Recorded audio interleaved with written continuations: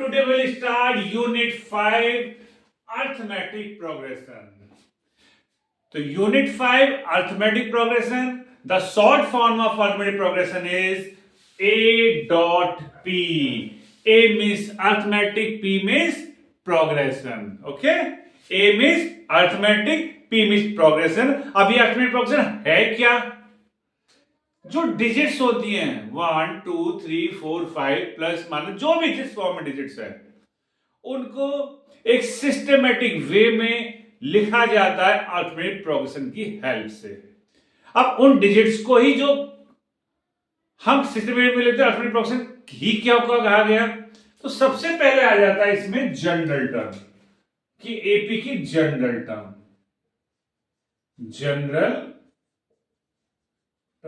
अब ये general term है क्या? वो होती है a plus d, a plus 2d,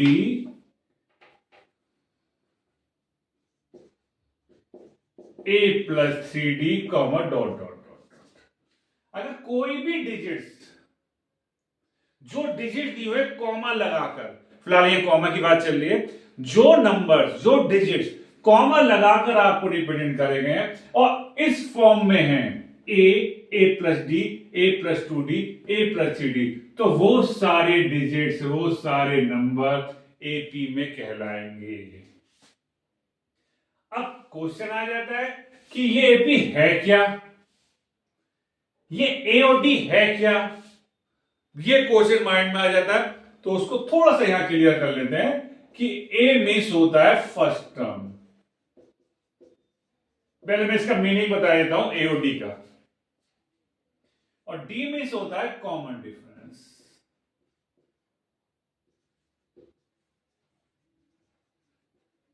ठीक है, स्मॉल डी होता है, ध्यान रखिएगा, स्मॉल ए स्मॉल डी।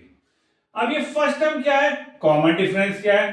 देखिए जो डिजिट्स हैं अगर इस फॉर्म में दी हुई है तो वो एपी के डिजिट्स कहलाएंगे, एपी कहलाएंगे, एपी की आइडेंटिटी उसमें अप्लाई होगी। लेकिन इसका जो सीक्वेंस होता है अकॉर्डिंग टू प्लेस ऑर्डर, वो होता है A1, A2, A3, A4 comma dot dot. यानी फर्स्ट प्लेस पर ए आएगा, सेकंड प्लेस पर ए प्लस 2d, थर्ड प्लेस पर ए प्लस 2d और फोर्थ प्लेस पर ए प्लस 3d। ये सेम सभी जानते हैं 1 2 3 4 5 6, लेकिन इस प्लेस पर ये जो डिजिट इस फॉर्म में लिखी गई है ये कहलाती है जनरल टर्म, ये वाली। अभी कॉमन डिफरेंस क्या है? कॉमन डिफरेंस का एक फॉर्मूला होता है A2 माइनस A1 या A3 माइनस A2 या A4 माइनस A3, यानी या डॉट डॉट इसी टाइप से, यानी सेकंड में से फर्स्ट को माइनस कर दो या थर्ड में से सेकंड को माइनस कर दो या फोर्थ में से थर्ड को माइनस कर दो या आगे भी कोई डिजिट्स हो तो फिफ्थ में से फोर्थ को माइनस कर दो।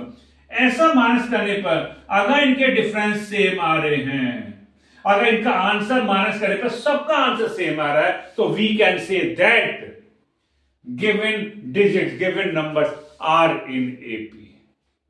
ठीक, ये कॉमन डिफरेंस हमें बताता है कि अगर इन सबके आंसर आपस में सेम हैं तो हमारे डिजिट्स एपी कहलाएंगे और उसमें एपी की आइडेंटिटी यूज होगी। वो आइडेंटिटी की अभी बात करेंगे, आइडेंटिटी पे। ठीक, अब एक एग्जांपल, छोटा सा एग्जांपल दे देता हूं। सपोज आपके पास डिजिट्स हैं, सपोज 3 5 7 9 डॉट डॉट, आगे भी हो सकती है इस टाइप से। तो ये जो पहली डिजिट्स है वो कहलाती है ए, जिसे हमने कहा, क्या कहा, फर्स्ट टर्म। सबसे पहला नंबर, सबसे पहले डिजिट आपकी स्मॉल ए कहलाएगी। ओके, अब हम डी क्या है, डी अगर ये नंबर आपके एपी में है, चलो पहले चेक कर लेते एपी में है या नहीं है, करते चेक। अब आपने क्या कहा, ये A1 है, ये A2 है, ये A3 है, A4, इस टाइप से नंबर होते हैं, मैंने आपको बताया। ये छोटा सा एग्जांपल, बाकी एक्सरसाइज शुरू होगी तो और अच्छे समझ में आएगा। सेकंड में से फर्स्ट को माइनस करो,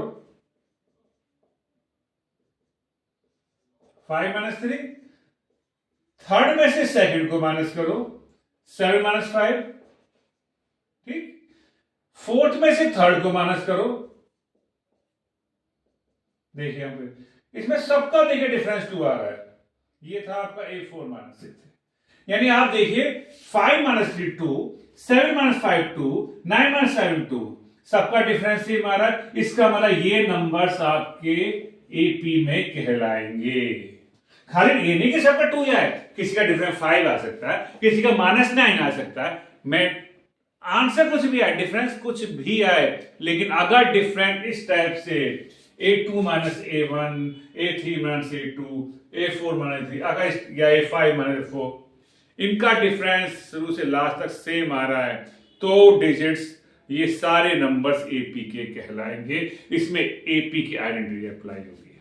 ए क्या है मैंने आपको बताया पहले डिजिट, डी क्या है ये जो आपके निकल गए सब स्मॉल डी कहलाते हैं, लेकिन जनरल जो होता है डी निकालने की आइडेंटिटी हम हमेशा A2 माइनस A1 से ही निकालेंगे। A2 5, A1 3 है तो सारे डी, किसी को भी माइनस के सबका सेम आ तो डी है ही।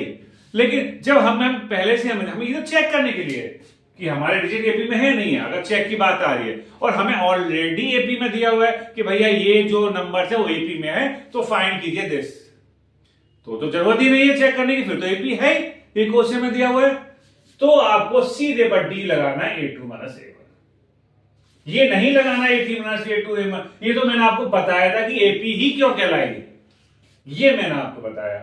ठीक है, तो ए फर्स्ट डिजिट और डी सेकंड में, फर्स्ट बात करता हूं, अगर हमें पहले से ही पता ही एपी में है तो ठीक, एक तो ये आ जाता है। अब आगे इसके बाद देखिए,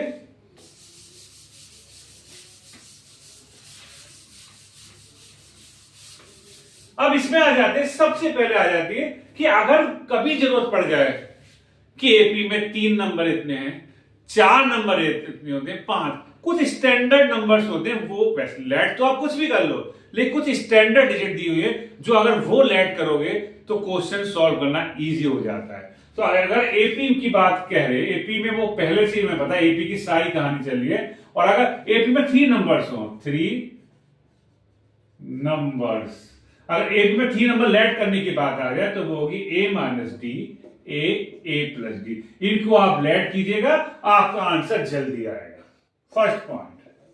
और एपी में 4 नंबर्स की बात आ जाए, एपी में 4 नंबर्स की बात आ जाए तो क्या होगा, एपी में 4 नंबर्स आ जाएंगे आपके A minus 3D, A minus D, A plus D और A प्लस 3D।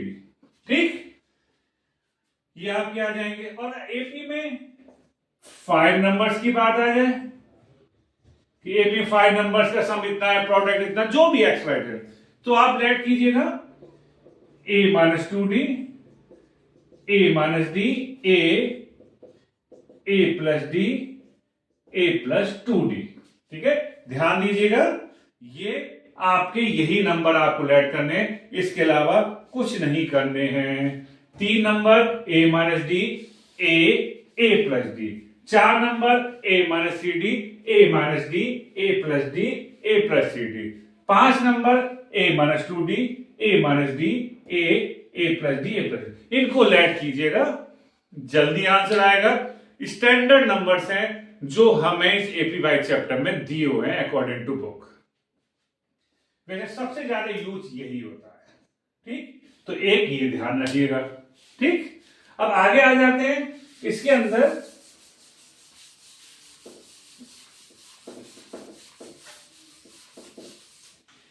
आगे आ जाते हैं हम आइडेंटिटी की बात कर लेते हैं। आइडेंटिटी क्या है, सबसे पहले आइडेंटिटी आ जाती है एनएक्स टर्म,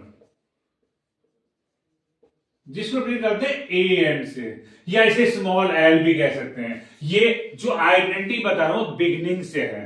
अगर nth टर्म बिगनिंग से फाइंड करनी है आपको, मतलब शुरू से 5वीं टर्म बताओ, 20वीं टर्म बताओ, 1000 स्टार्टिंग से बात चल रही है, तो उसके लिए फॉर्मूला होता है A plus n minus 1 into T. ये फर्स्ट आइडेंटिटी है। तो AN कह दो, स्मॉल कह दो, L कह दो, एक ही बात है। दूसरा आ जाता है आपके यहां पर D, मैंने आपको बता ही दिया, AN आ गया। दूसरा आता है sum of n term, sum of n term. जिसका सिंबल है एस एन। तो इसका फॉर्मूला होता है n/2 2a plus n minus 1/2t। ठीक, अगर शुरू से मान लो ये आपकी 3 नंबर है, इनका सम निकालना है, छोटे छोटे से 4-5 डिजिट के सम तो आप निकाल दोगे, 1000 नंबर हैं, कैसे सम निकालोगे? सीधे फॉर्मूला अप्लाई करो, आंसर।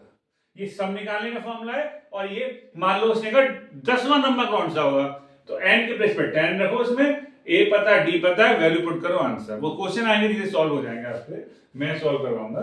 इसके बाद एक आ जाता है जो बहुत कम यूज होता है formula, nth term from and. And कह दो या लास्ट कह दो, एक ही बात है। इसका सिंबल भी ए है, पर लास्ट से नंबर 5वां कौन सा होगा, 10वां कौन सा होगा, 100वां कौन सा होगा, उसके लिए फॉर्मूला है l minus n minus 1/2t। ये 3 आइडेंटिटी मैंने आपको बताई, 1 2 और 3। ठीक है, ये फंडामेंटल था, तो बार बार रिवाइंड करके इस वीडियो को देखिए, समझिए, और जैसे जैसे क्वेश्चन आते जाए फॉर्मूले को देखते रहिए, समझते रहिए, लिखते रहिए। मतलब बार बार आइडेंटिटी हर क्वेश्चन में आप अप्लाई कीजिए, कोई शॉर्टकट मत कीजिए। 20 क्वेश्चन है तो 20 के 20 फॉर्मूले में फॉर्मूला, क्वेश्चन में फॉर्मूला जरूर लिखिए।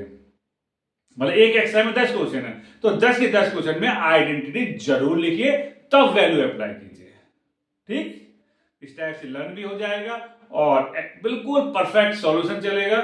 मार्क्स कम नहीं मिलेंगे, प्रॉपर मार्क्स एग्जामिनर को देने पड़ेंगे। तो बने रहिए हमारे साथ, करते रहिए प्रैक्टिस। Thank you.